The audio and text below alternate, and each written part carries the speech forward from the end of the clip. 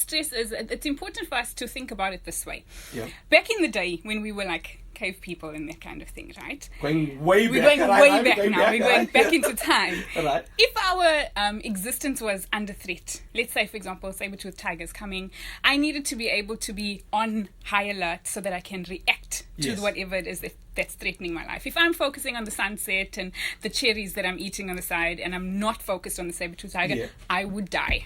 Okay, sure. And the stress response that happens there is the fight or flight response. Right, so adrenaline kicks in, automatically the muscles start tensing up because you need to run away or you need to act. Your heart rate goes up, your blood pressure will go up, your pupils will dilate, you'll stop to digest your food, and even your immune system will shut off, because what's the point in trying to fight a bacterial infection if you will need to fight a saber-toothed tiger? Right? Now that you just described, that's how I feel when I see the people from the municipality outside. That's true. I start thinking, yo, did I pay? Are they coming for me? Okay. Exactly. So when that kicks so in, the problem is at the moment is that we are under massive amounts of stress. It's no longer a case of survival. It's a case of literally dealing with all the things that are bombarding us on a daily basis. And so what happens is that we are hyperstimulated. We're constantly in that fight or flight mode. And the problem with that is that we're seeing increasing numbers of people who are becoming ill as a result of constant stress. For sure. Yeah. So when we think of stress is inevitable. We can't avoid stress. The thing is, burnout is something that we can avoid. And so the problem with burnout is that because we experience stress over a long period of time, our body eventually begins to decompensate. Now you have some tips for us. Not financial tips, which we really need. We're going to come back and we'll get into that, but very quickly I want to ask you a question. Yes. Right? Because little joys for me are how I get through overall stressful, like life is stressful, and how I get through from one moment to the one moment. It's the little joys. Right. But you have previously told me that I can't eat cake and Remember I said the 80-20 rule? No, but it's very distressing. You can't 80-20 me. You can't put some of the milk tart back. Then it's like you're putting some of the stress back. So what you need to try the whole milk tart to fully get that out of your system. But we're going to hear your ones. Yes. Because apparently more constructive coping mechanisms, in other words. It's up for debate, but really, I think when we come back, it's just a bit.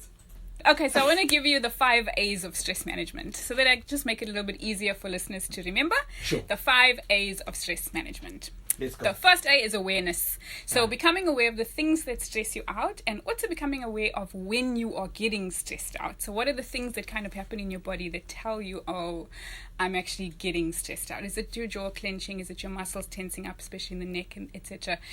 So being aware of what stresses you out and then when you are feeling stressed out. Okay. That's number 1. Number 2 is avoid the things that cause stress. Now, I'm not saying go and live on a mountain somewhere in a bubble and just check out of life, but I am saying that if, for example, certain people make you feel a certain way, drawing up those boundaries and avoiding exposure to things that actually trigger your stress levels. Because obviously there's some things that we can't get away from that cause stress. Exactly. So what you're saying is the ones that we can... Yes. In-laws. No, just joke. No, but I get what you're saying. So the things that we can kind of minimize or limit, we should. Okay, cool. Right. And then the next thing that I want to tell you about is the actions that you can take. So now you spoke a little bit about what is this that you spoke about? Was it running or eating or some of the things that we can do to reduce stress? So those things include productive stress management tools, so things like meditation, for example, exercise, deep breathing, journaling. Journaling is amazing because it allows you to get out of your head and allows you to put your thoughts on the page. So a lot of people struggle to sleep at night. Their thoughts are running around in their minds, and a good way to get it out of your head is to write it down. So those are some of the things that you can do, some of the actions that you can take. And then we have adapt, and we're speaking about adapting our thinking, because the way we think about things often triggers stress. So you can have something happen to you, for example, and you think, oh my gosh, why did this happen to me? This always happens to me, and then start getting stuck in negative thinking. For sure. Or you can choose a more high-powered thought and think, okay, this happened, how can I learn from this situation? So adapting your thinking to help you to manage your stress better. Right. And then the final thing I want to tell you about is acceptance. Now, acceptance, can sometimes be difficult.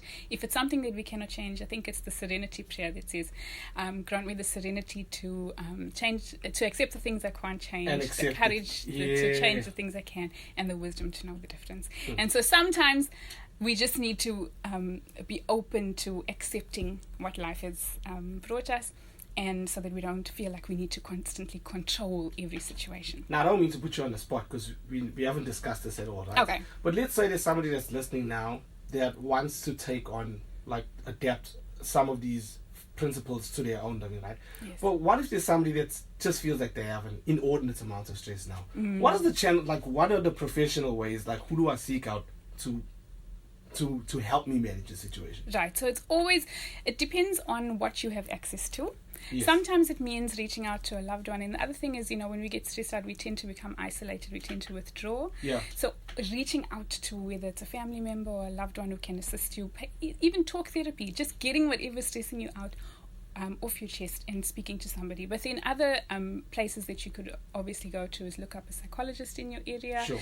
Or a counselor in your area. If there's a social worker, perhaps if there's a community group that works in your area that you can reach out to if you really do need some extra help and assistance. But we feel like, people feel like that's something that we go to like at the end, like when we feel like it's something that, is that something you can do preemptively where if you feel Absolutely. like I'm at the beginning, like I can't manage now? Exactly. And that's actually the preferable thing, because sometimes what happens is that because we're under what's called long-term or chronic stress, we only seek help when we're about to reach our breaking point. Yeah. And there's a lot of stuff that we can actually work on and be more productive on solving if we were to act sooner.